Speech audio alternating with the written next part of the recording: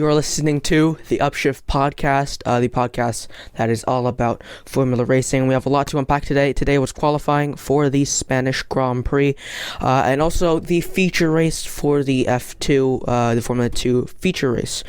But first, we are talking about Formula 1 qualifying. The grid order from 20th place will be as follows.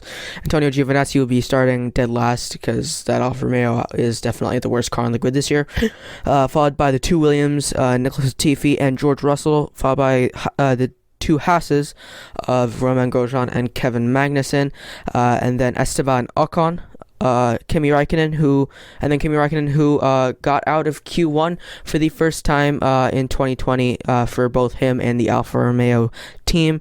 P13 is Daniel Ricciardo. P12 will be Daniel Kvyat. P11 will be Sebastian Vettel. P10 will be Pierre Gasly. P9 will be Charles Leclerc. P8 will be Lando Norris. P7 will be Carlos Sainz. P6 Albon. P5 Stroll. P4 Perez. P3 Verstappen. P2 Valtteri Bottas, and getting his 92nd or 93rd pole, I don't remember, is Lewis Hamilton. So definitely kind of what we expected. This is the 150th time that Lewis Hamilton has started in the front row. He holds the record. The closest one to him is in second is Michael Schumacher, and he has 116. So he's very good. So yeah, and I just want to quickly talk about a lot of people on Twitter are tweeting that if you put Lewis Hamilton in a Williams, he wouldn't win anything, which is true. He wouldn't win anything. Literally no one would. For right now, George Russell, one of the most talented drivers I have ever seen in the past 2 or 3 years. Really talented. He's, in my mind, for sure going to be a world champion. And he's in a Williams, and he hasn't scored in his F1 career so far. That's what makes him bad, I guess. He's in a bad car. He's a talented driver, but in a bad car. Obviously, the car helps Lewis, but you can't be a 6-time world champion just because you have a car. Then Valtteri would be a world champion if that were true, if it was just the car. I think Valtteri is near the same talent level as Lewis. Obviously, Lewis is more talented, but Valtteri is very close, and I do think it's not just the car.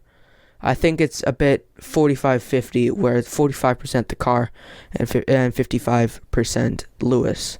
He is one of the greatest drivers of all time.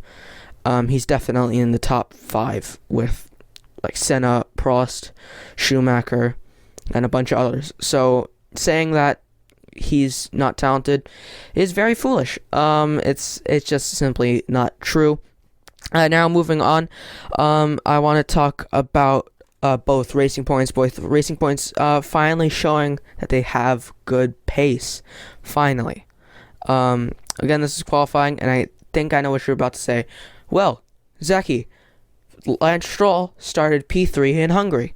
Yes, but he didn't keep it, did he? I think that they could maybe keep P4 and P5. I think that the only person who will challenge them is Alex, because his race pace is just unbelievable in that Red Bull car. I think his race pace is one of the best right now in the grid. The way he just slices the field, and that definitely showed last week in the 70th anniversary Grand Prix. But I think they will be one place down each, I think. And now I'm just gonna do a few predictions.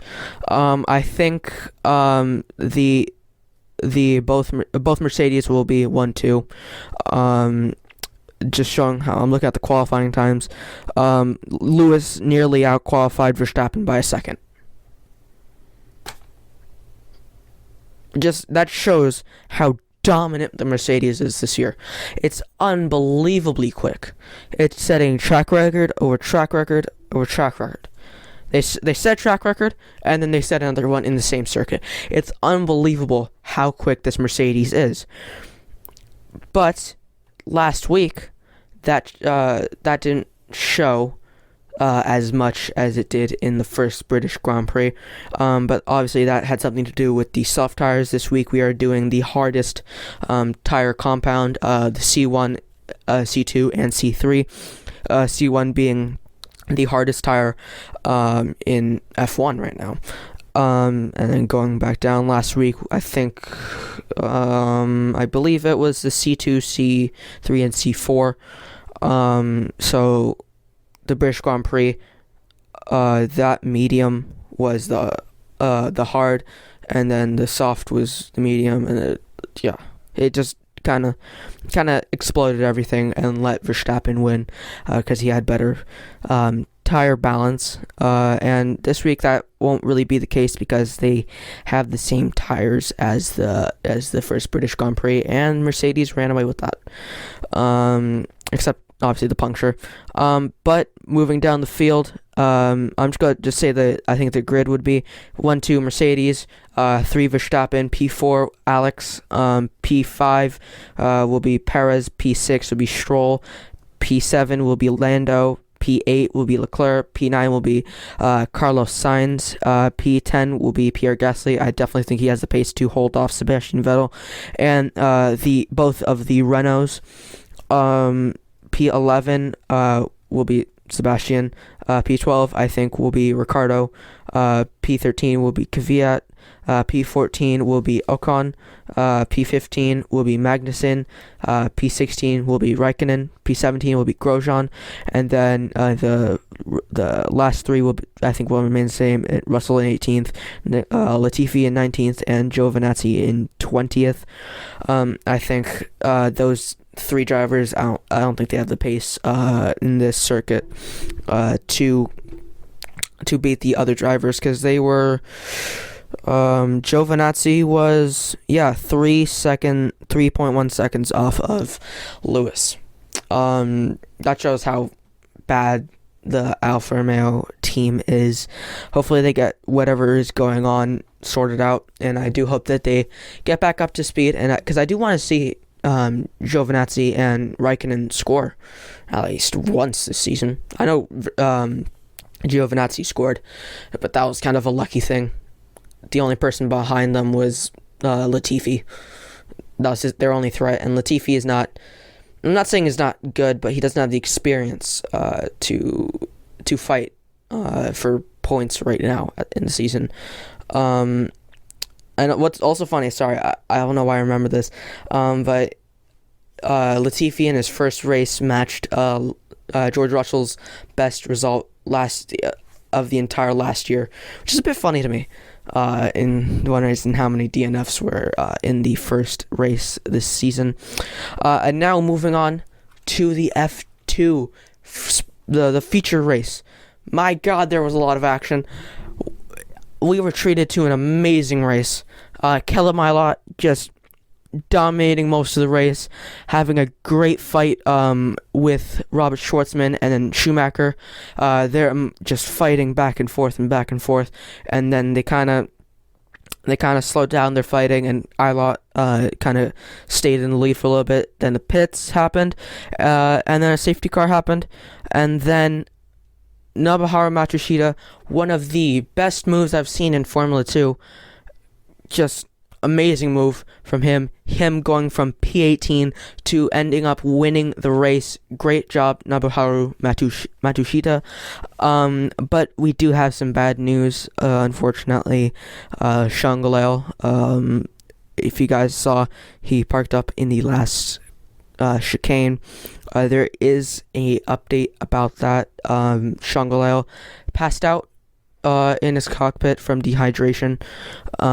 Was what we thought it was, and then another report came out saying he fractured his back. So we're definitely all praying that he gets better. So he will definitely be sitting out this Grand Prix, but we definitely hope he gets better and gets well, so we can see him back on the grid. And now moving on to the grid for the feature race. I believe, if I can pull it up in time. Yeah. I believe Ilott went from P1 to P7, so he will be starting second on the grid. So unfortunately, he went from dominating the race to just being passed a bunch of times. Unfortunately, so he still holds the championship lead. But he's in a close battle with Robert Schwartzman. I believe he's only 17 points behind Robert is. So it's a very close fight, and I still think the only three that can challenge for the title is the top three right now, which is Ilott, Schwartzman, and Lundgaard. I do think Callum Ilott is doing a really, really, really good job, and not getting a win last year, to getting 2 wins, and nearly getting a win this week. But I definitely think he can challenge for the win, and is definitely could be a contender for the win this week. The results, by the way, are Matsushita in first, second Schwartzman, third Guan Yu Zhou, fourth Yuki Tsunoda, fifth Callum Ilott, so he finished in P5, sorry, not P7. Sixth is Mick Schumacher, seventh is Felipe Drugovich, eighth is Luca Giotto, ninth Tictum, 10th Louis Delatraz, 11th Lundgaard, then Markelov, then Nikita Mazepin, PK, Sato, Samaya, Daruvala, Aiken, and Sean Geleal. So Aiken had a good race actually, but at the end he did have a problem. I don't know specifically what problem, but he ended up DNFing, which is sad because some people might know he is my favorite F2 driver. So I definitely hope Campos can get their stuff together and have a championship, kind of not fight, but I definitely think he can challenge for P5 in the championship. So I could definitely think he has the pace to get podiums and wins. He showed it last week by getting a double podium. But yeah, the reverse grid, Luca Giotto will be starting on pole, then Felipe Drugovich, Schumacher, Ilott, Yuki Tsunoda, Guan Yu Zhou, Robert Schwartzman, and then Nobuharu Matsushita. So that will be the grid for the sprint race. And now, this is the end of the show. I hope you have all enjoyed this episode. Consider dropping a like if you are watching on YouTube. Consider sharing this with friends and family. Follow me on Facebook at Zeki Beauchamp. Follow me on Twitter at the Upshift Podcast. Follow me on Instagram at UpshiftF1. I hope you guys have all enjoyed. Have a good day. Stay safe in quarantine, and goodbye.